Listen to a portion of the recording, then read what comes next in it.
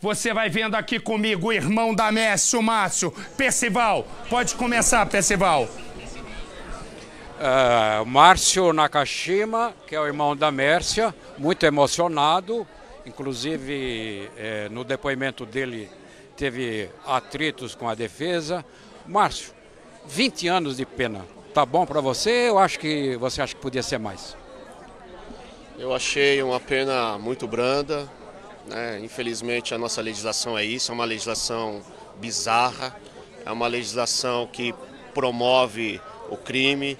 O promotor, eu não me lembro o nome, mas o promotor do caso Gil Rugai veio a público e deu para mim que é a maior das declarações, que é a falência realmente da justiça, de que no Brasil o crime compensa. E no Brasil o crime compensa. Hoje ficou bastante claro isso, ficou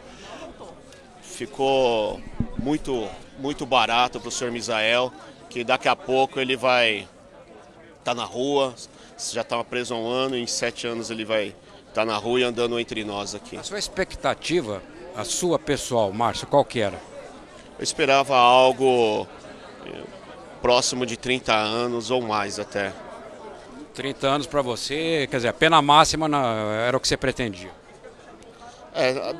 Bom, Percival, você é um grande profissional, é um sujeito que eu admiro muito, eu acompanho sempre os seus comentários e você diz bem que a nossa pena na verdade não é uma pena. A nossa pena no Brasil é mais um benefício para o criminoso. A pena ela só é um número que vai servir de base de cálculo para mais um benefício, para mais Agora, Márcio, eu achei emocionante a cena, minutos antes da sentença ser anunciada, você, todos os seus familiares, fazendo orações, chorando. E quando foi lida a sentença, sua irmã deu um grito que teve um efeito assim, impressionante no plenário, chamando o Misael de assassino maldito.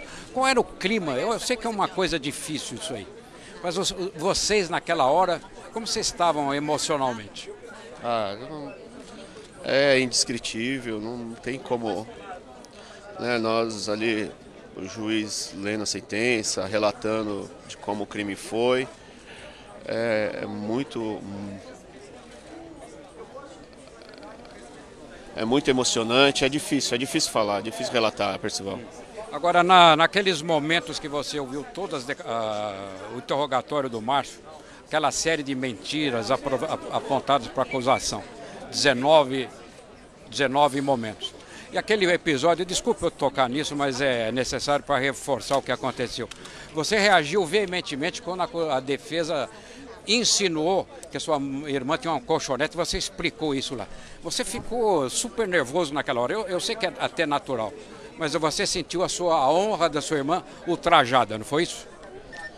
Percival, desde o início eles, a defesa vem falando mentira, tentando plantar discórdia, tentando achar contradições, e as contradições eram sempre as mentiras deles. E achei aquilo de uma falta de capacidade profissional, e querer ganhar o processo no peito, querer ganhar no grito. Mas no final, ele mesmo, o doutor, né, nas alegações, o doutor Ivon, que foi quem vinha falando essas coisas, que foi quem falou do colchonete, nas alegações ele pediu desculpa, disse que não teve a oportunidade de pedir para mim, mas que ele ali reconhece que estava errado e, enfim, o importante é a condenação, o importante é que ele está preso, hoje ele é um assassino condenado e que só a questão da pena que realmente nos deixa muito triste. Marcelo, Percival, eu vou botar um fone aí no Márcio. Um instantinho. Fala com ele, Percival, que eu quero falar com ele. Márcio, ficar olhando aí. Um minutinho que o Marcelo vai falar com você. Márcio, tudo bem? Marcelo Rezende, tá tudo bem? Agora, tudo bem não tá bem, porque só é como eu disse aqui, né? Esse país é uma esculhambação em forma de lei. Mas eu queria que alguns aspectos me parecem. Eu que tive com você mais de uma vez, fui na sua casa, depois fui lá na represa. Eu queria dizer uma coisa, o seguinte. Em algum momento, porque você num determinado dia, chegou a pedir ajuda ao Misael.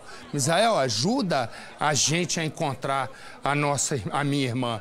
Em algum momento, naquele instante, passou pela tua cabeça que você estava pedindo ajuda ao assassino da sua irmã?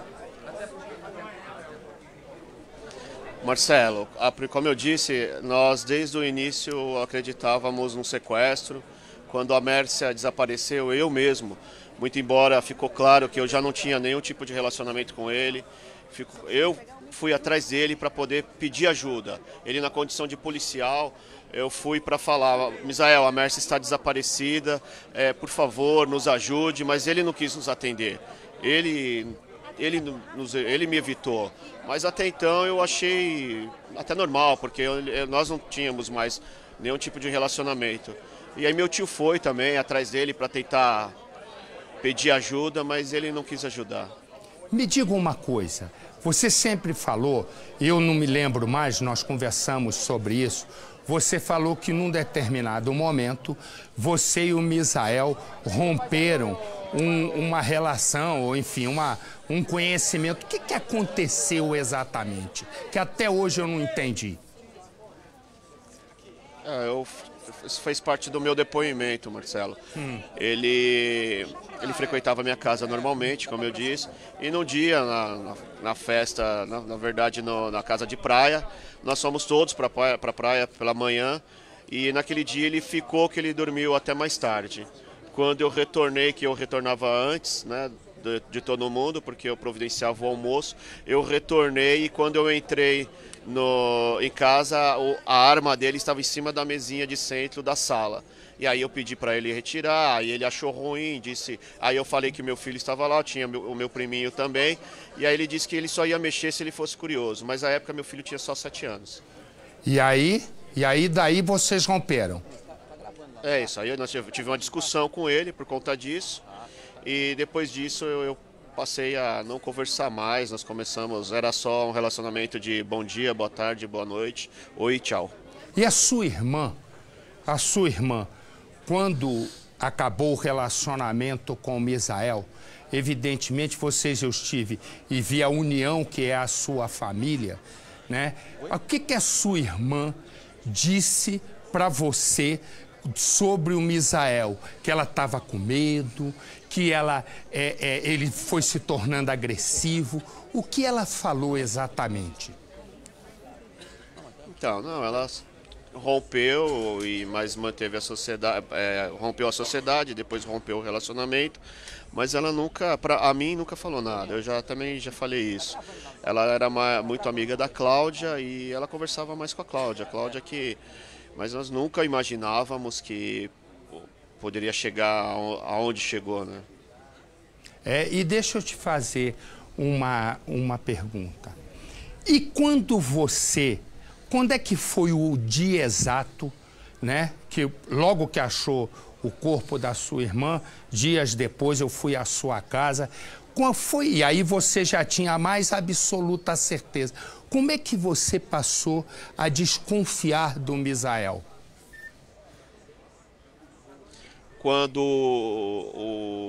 Primeiro, quando ele saiu correndo da delegacia, fugiu lá da delegacia do Dr. Olinho, eu já achei aquilo, não achei normal. Mas eu comecei a ter uma dúvida de que ele tinha alguma coisa a ver, mas eu não acreditava que a Mércia estava morta. Num dia que eu entrei num link e o Dr. Samir pegou e disse que a Mércia estava morta, ao vivo, aí eu achei que ele tivesse alguma coisa a ver com o sequestro dela, mas eu não esperava o resultado morte.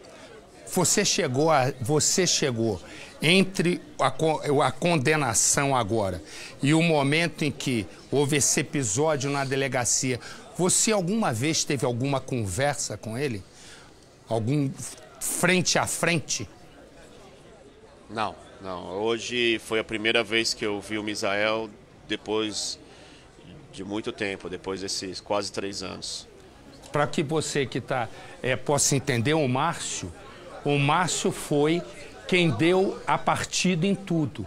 Ele ligou aqui para a Record, foi a primeira emissora que ele ligou, na tentativa de encontrar a irmã, porque àquela altura ninguém estava dando bola. Na própria delegacia de Guarulhos, ninguém foi dando muita atenção para ele.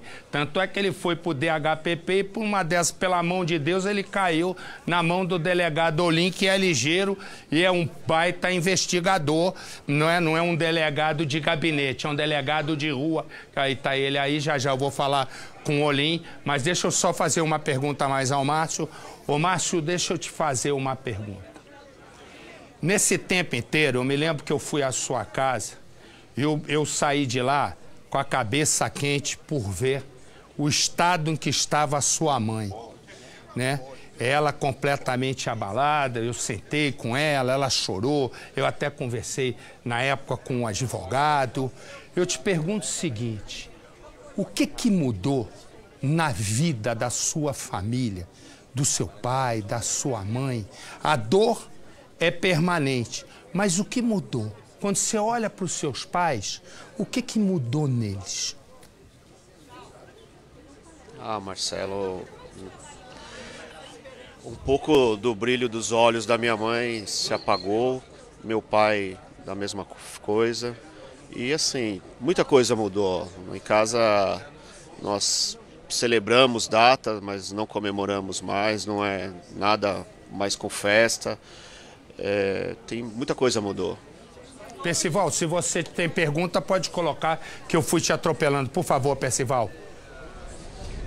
Márcio, naquele momento, você falou dessas luzes, aquele momento que, aliás, nós transmitimos ao vivo na Record, você lá na beira da represa, naquele momento, você quando estava naquele momento, até ali você tinha a esperança, até o último minuto, de que sua irmã estivesse viva? Tinha sim, Percival. Eu temi muito na hora que localizou o carro e quando achou o carro e abriu o porta-mala, aquela expressão de espanto do bombeiro, eu tive muito medo, mas quando o corpo não estava lá e me reacendeu, eu tive certeza que eu ia encontrar a Mércia viva, mas infelizmente no dia seguinte tudo isso já tinha passado. Mas naquele momento até o Marcelo Rezende destacou muito o seu pai japonês conversando com o pescador japonês lá, fazendo uma súplica para ele, por favor, me ajude a encontrar minha filha. Isso teve um Percival, só um instantinho, Márcio, só um instantinho. Conta, Márcio, junto com essa pergunta do Percival, como é que vocês chegaram no pescador japonês? Conta a história que começou por você até chegar no seu pai. Conta como é que vocês chegaram no homem que levaria vocês a encontrar, infelizmente, morta a sua irmã. Por favor. Então, Marcelo, na verdade, o senhor japonês, se eu não me engano, é o seu Armando, eu preciso até retornar lá, ele não foi a pessoa, a testemunha que viu, ele mora ali próximo, ele tem uma marina lá. E no dia seguinte que encontrou o carro, meu pai voltou. E aí ele tinha ido lá, ele estava vendo o meu pai lá procurando alguma coisa, que ele estava procurando documentos, meu pai estava procurando alguma outra coisa lá, que pudesse ajudar no crime, a desvendar o crime. E aí ele viu, o seu Armando viu e falou, olha, eu tenho um barquinho, se quiser dar uma volta. E aí foi quando ele pegou meu pai e eles entraram no barco e começaram a andar na represa. Quando andando na represa, eles acharam o corpo da Mércia. Mas ele não foi ele a testemunha que viu. E eu queria até esclarecer, Marcela, porque foi falado, a testemunha, aqui primeiro foi falado que era pescador, depois desmentiu. Não, o rapaz estava lá, ele estava pescando, mas ele não era um pescador, porque vocês fizeram matérias e disseram que ali era uma vila de pescadores. Eu realmente não conheço muito aquela região. Então, ele é de Guarulhos e ele é um mecânico, ele é mecânico e estava lá pescando. Por isso que ficou como pescador. Mas não há mentiras, não há contradições. Ele é um mecânico aqui de Guarulhos e naquele dia, no aniversário dele, ele estava pescando lá. Pode falar, pessoal. Esse diálogo em japonês, houve isso? Houve. Meu pai conversou com ele, eles conversaram.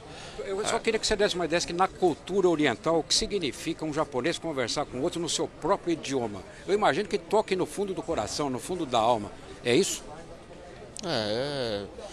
Eu acho que sentimento não tem língua, sabe? Eu acho que ele foi só uma maneira de se expressar, mas eles se ajudaram, sentimentos não tem língua e a ajuda dele foi importante e acabou localizando o corpo da Mércia.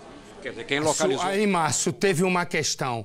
Vocês foram parar na mão do delegado Olim, no DHPP na época, se eu não me engano. A pergunta que eu te faço, qual foi a importância do delegado Antônio Assunção de Olim para esclarecer o crime? Bom, o Dr. Olim foi talvez a peça fundamental, o grande profissionalismo dele, o grande empenho, né? Ele no lugar do peito, ele tem do coração, ele tem um brasão da polícia, aquele lá é policial mesmo. E essa história de que a família brigou, a família já foi aqui explicado, foi explicado na audiência. A nossa insatisfação é porque toda hora ele vinha aqui na frente das câmeras e tratava a Mércia como a Mércia morta e a gente queria encontrar a Mércia viva. Mas ele é um profissional que nota 1000, né? Como o Samir dava 100% de certeza, 200% de certeza que o Misael não é assassino, eu dou 1000% de certeza que o Dr. Olim é um excelente policial, é um delegado, um dos melhores do estado de São Paulo. Se eu te agradeço, eu acho que a maior homenagem que eu poderia fazer e você poderia fazer, nós fizemos agora. Porque te escutando está exatamente o delegado Antônio de Olim, com quem eu conversei com o Olim várias vezes sobre o caso.